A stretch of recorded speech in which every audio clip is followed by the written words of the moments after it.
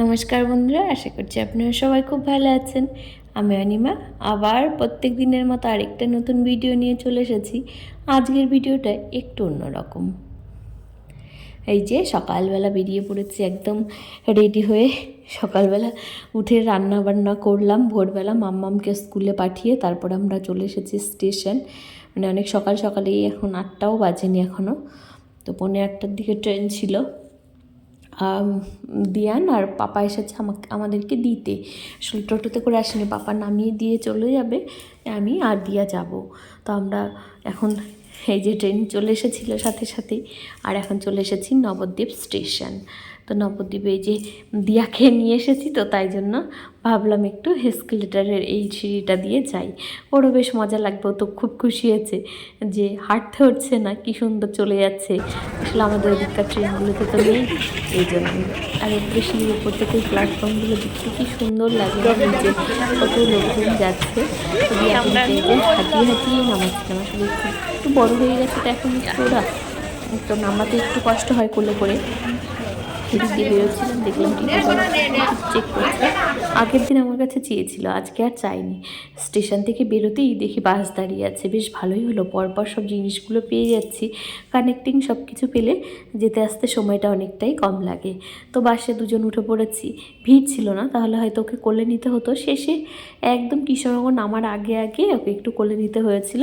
বাদ বাকি টাইম ও মানে পাশের সিটেই বসেছিল, মানে আমার পাশেই বসেছিল, লোকজন তেমন ছিল না, তো যার জন্য।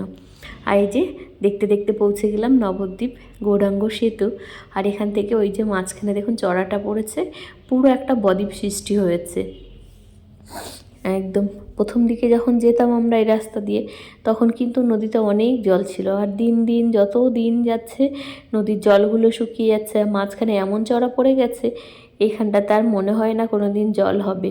একমাত্র ওই বর্ষার সময়, বর্ষারও পরে আশ্বিন মাসের ওদিকে, তখন কয়েকদিন একটু জল থাকে।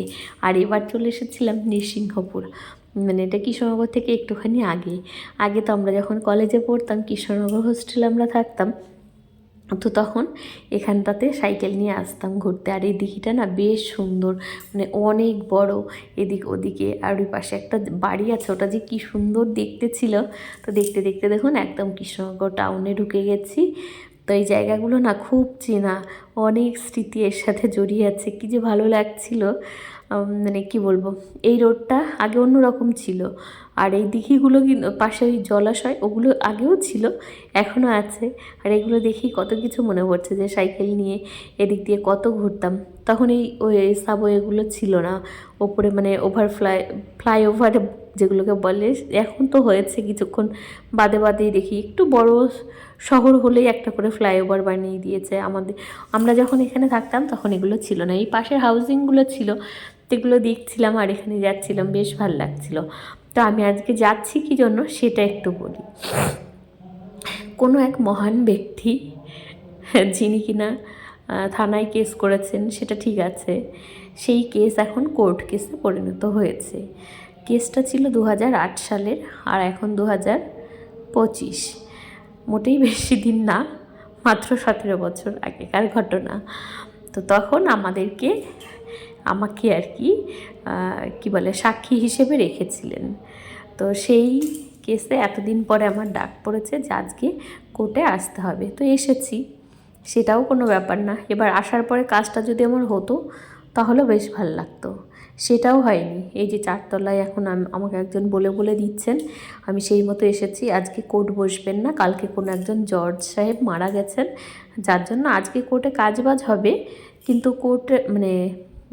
কোর্ট বসবে না, যেটা বিচার ব্যবস্থা যেটাকে বলে, মানে কোনো কেসের বিচার হবে না। তো আমাকে আবার পরে একদিন আসতে হবে এখানে। আমি এতক্ষণ অবধি এখানে বসেছিলাম, তো ওই যে কর্নারের দিকে একটা ঘর, ওই ঘরে কিছুক্ষণ বাদে সবাই এসেছিল। আমাকে টাইম দিয়েছিল 10টার আগে, কিন্তু এসে শুনলাম যে 10, 10:30টায় নাকি এখানে কোর্ট বসে।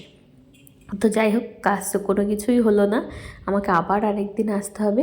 তো এই যে ফেরত চলে এসেছি। আসার সময় আবার গৌরাঙ্গ সেতুর উল্টো দিকে এইটা।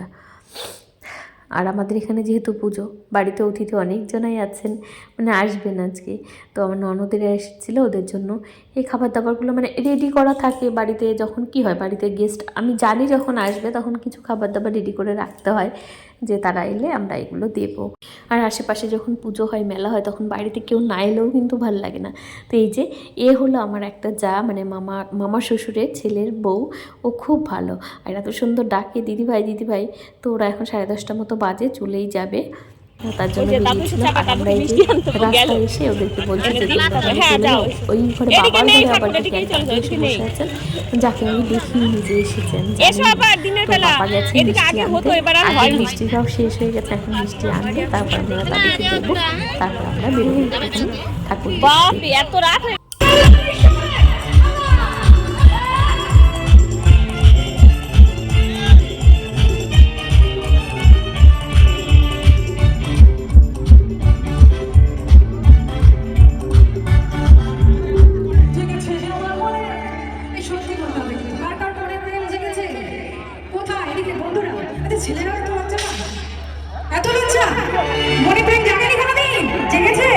এত অল্প বয়সে জেগে গেল, কপালে দুঃখ আছে কিন্তু জেগেছে আমার মনে বলছি।